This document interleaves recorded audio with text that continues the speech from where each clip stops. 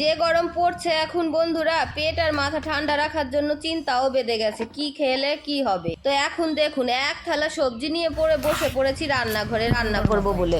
তো নিয়ে নিয়েছি সজনের ডাঁটা, কুমড়ো, আলু আর নিজের হাতে বানানো বড়ি। সজনের ডাঁটা কিন্তু কিনা না, আমাদের গাছেরই, আর গাছ থেকে পাড়া হয় আর নকনকা ডাঁটা খাওয়া হয়। তো সুন্দর করে সবকিছু কেটে নিলাম, কুমড়ো, আলু, সজনের ডাঁটা পরিষ্কার করে ধুয়েও নিয়েছি। তেল গরম করে বড়িগুলো ভাজা বসিয়ে দিলাম। ভেজে নিয়ে আরেকটু তেল দিয়ে তার মধ্যে দিয়ে দিলাম প্রথমে আলু ভাজা ভাজা করে, তার মধ্যে সজনের ডাঁটা একটুখানি নাড়াচাড়া করে দিয়ে দিলাম কুমড়ো, হলুদ লবণ দিয়ে সুন্দর করে ভাজা ভাজা করে পরিমাণ মতো জল দিয়ে এখন ফুটিয়ে নিয়ে নামিয়ে নিলাম। দেব ফোড়ন, তেল দিয়ে দিলাম তেজপাতা, শুকনো লঙ্কা, পাঁচফোড়ন, সাথে একটু আদা জিরে বাটা। এটা দিলে সেই স্বাদ হয়। সঙ্গে সঙ্গে ভেজে নিয়ে তরকারিটা ঢেলে দিলাম আর সুন্দর করে 2-3 মিনিট ফুটিয়ে নামিয়ে নিলাম। দেখুন কালারটা কি হয়েছে, আর অসাধারণ, পেটটা ঠান্ডা হয়ে গেল।